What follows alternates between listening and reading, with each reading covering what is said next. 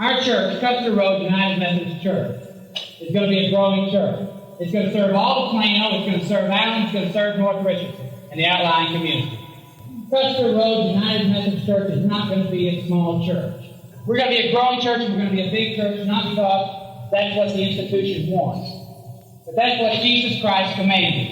He said, go into all the world and make disciples for Jesus Christ and God. And that's what we're going to be about at Custer Road United Methodist Church. That was a heck of a sermon, wasn't it? Yeah, that was a good day. That was a great day. It was historical.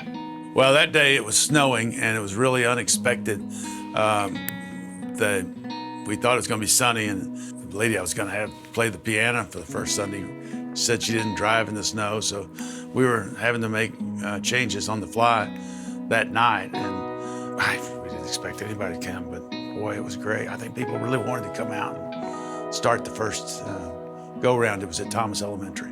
It was people who had been out of church and wanted to get back in church. It was young families who were just starting out. It's kind of a frontier attitude. They all wanted to start something new. I'd visited a lot of people. I'd been visiting for about a month.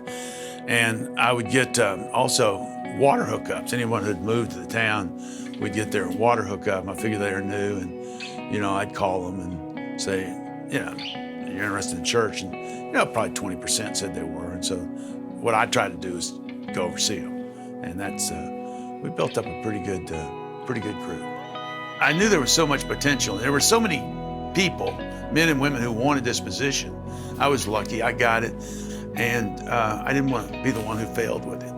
And so that, got me going. I was working harder than I've ever worked. I think opening the new sanctuary was a big day. We had really overbuilt the church based on future projections, and to have a 1,300 seat, to expand the 1,700 seat sanctuary we were drawing a lot of criticism, actually, that you'd never fill it up, but we did. And that was exciting because it was new and different, and I really think set a trend for new churches. The legacy that I may have left is I thought our lay leadership was superb, and I suspect Corey has continued to develop lay leadership. It was a lay-driven church at that time and a volunteer-driven church at that time. You look around, you see the people that are better than you are, and you want to get them involved. And that's another thing about this church, the talent level then, and I'm sure is now, is great. And you tap that talent, and you can do great things for the church. I start here. That's where it all started. I would never have gone to Highland Park had not been this place. The rapid growth and building a big church out of a small church. We were a big church, or 6,000 or 7,000 members. I still believe it was an opportunity of a lifetime, and the people who are still here are part of that opportunity. So when I was hired in '85, it was to do both the youth choir and the chancel choir. Now the youth choir had already begun. It was already called Revelation, but there were about 8 kids. And so we gave a mic to literally every kid, not because they were awesome, but because we couldn't hear them. After we'd been together a year in '86, we took the first choir tour. I remember in those early days, I looked back at the costumes and uniforms I made them wear. T-shirt dresses were a thing. We took a T-shirt and you put some kind of lamé or whatever, up there. It was just hideous. But, the whole thing really started then.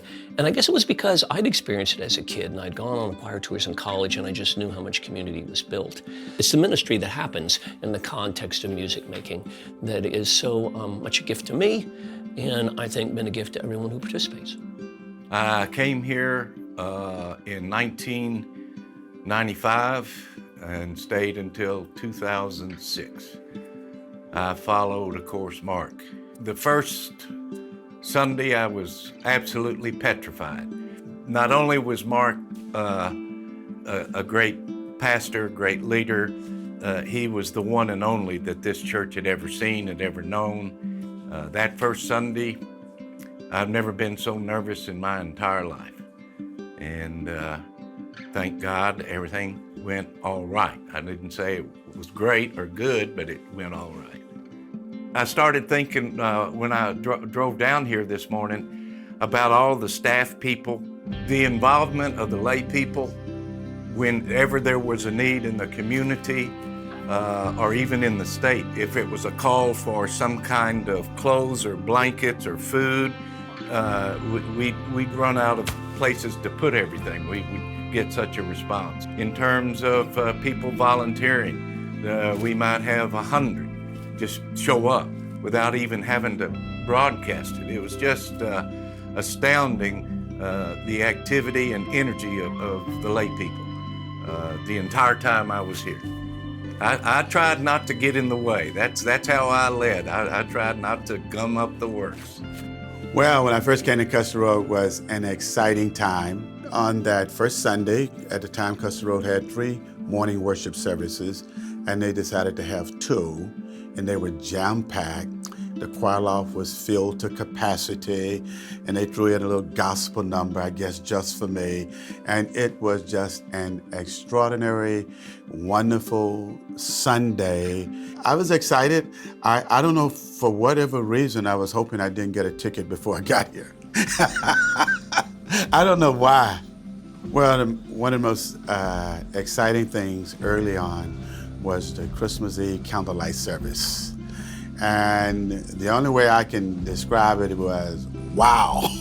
The big events here, Easter, Christmas Eve, Palm Sunday, those big days, I believe nobody in the city of Dallas, city of Plano, in this area does big days better than Custer Road. You know, Tim loves them, the people love them, they work on the logistics, and that's what I probably remember more. Nobody does big days better than Custer Road United Methodist Church.